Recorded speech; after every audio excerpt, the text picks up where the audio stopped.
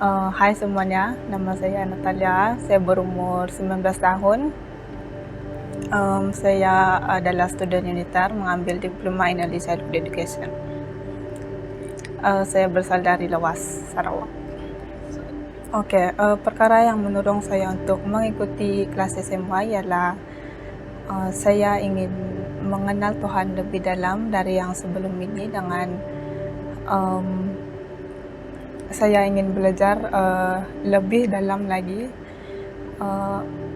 cara beribadah, berdoa dengan semuanya. Ya. Oke, perkara yang paling terkesan selama saya mengikuti kelas SMA ini adalah dari segi pemulihan. Ya, sebab sebelum ini saya mempunyai hubungan yang tidak rapat dengan mak saya. Selepas saya mengikuti kelas tema kuasa pemulihan, saya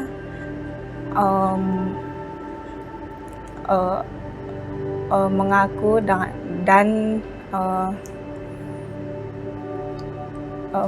dan menjelaskan kepada mak saya apa yang membuat saya tidak rapat dengan dia.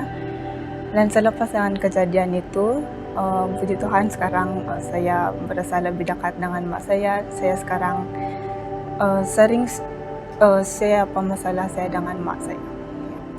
Sebelum ini hubungan saya dengan mak saya tidak rapat. Kalau dikatakan sebulan memang sekali saja berkomunikasi dengan mak saya, sebab saya tinggal berjauhan dengan mak saya. Memang saya jarang kontak dia, kalau kontak pun sekadar untuk just tanya dia macam mana. Kalau dia jawab pun dan okay, sudah ya.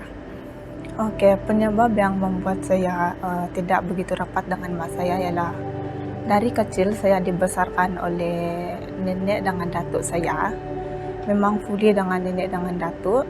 So, hubungan saya dengan mak sebab mungkin tiada masa bersama dari kecil, itu yang menyebabkan saya tidak rapat dengan dia. Secara jujurnya, perasaan saya dengan mak saya sebelum ini, saya hanya menganggap dia bukan sebagai mak lah, dia more to family yang macam nak dikatakan kakak tapi tidak juga kakak. Dia macam family yang tidak rapat dengan saya. Oke, saya telah menghubungi mak saya. Saya meminta maaf dengan dia sebab saya selama ini menganggap dia tidak support saya. Walaupun sebenarnya jauh dari sudut hati dia memang support saya lah.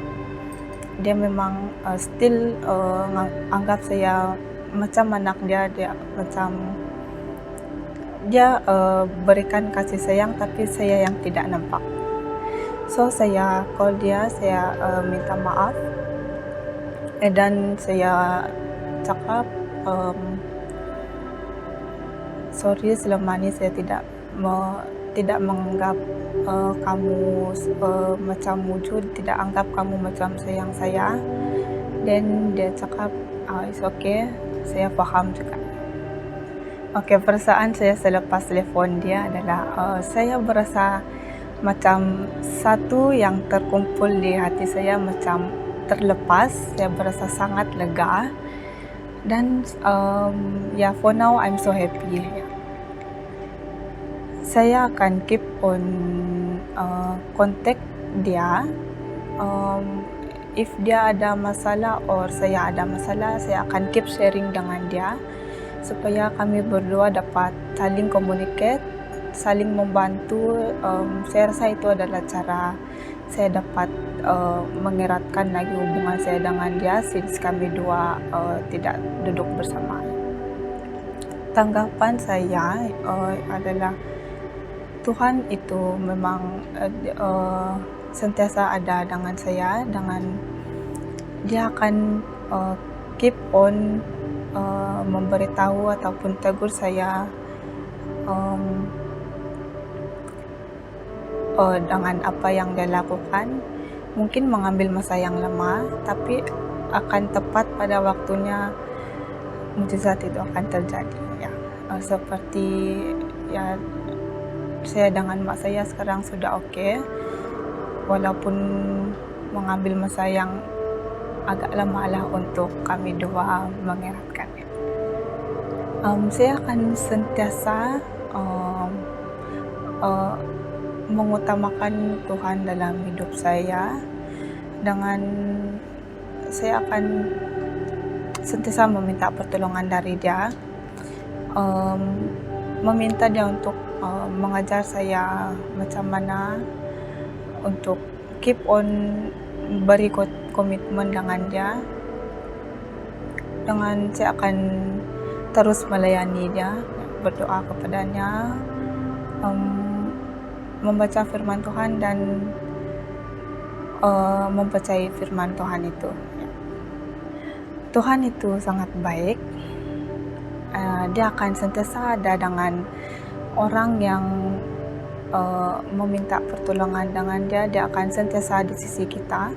Dia tidak akan membiarkan kita seorangan. Dia akan sentiasa membantu kita walau apapun yang terjadi dalam hidup kita. So sebagai manusia, kita hendaklah melayani Tuhan, berdoa kepadanya walau apapun yang terjadi, apapun halangan, kita tetaplah melayani Dia, berdoa kepadanya. Dorongan saya kepada orang yang mungkin mengalami masalah seperti saya, yang tidak mempunyai hubungan yang rapat dengan ibu dia ataupun sebaliknya. Dorongan saya ialah kalau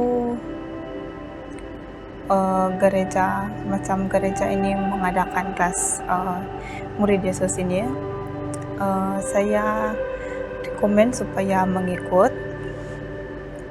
ikut kelas murid Yesus ini, sebab dalam kelas murid Yesus ini kita akan banyak belajar segala benda yang akan mengajar kita dalam hidup kita, yang akan membuat kita sadar apa yang kita alami sebelum ini ya. Saya menyarankan agar kita sentiasa berdoa kepadanya walau apapun yang terjadi. Apabila kita dalam kesusahan maupun kesenangan, hendaklah mengucap syukur dan berdoa kepadanya. Kita juga hendaklah sentiasa membaca firman Tuhan, agar firman Tuhan itu menjadi satu dorongan dan pedoman kepada dalam hidup kita ya. Itu saja.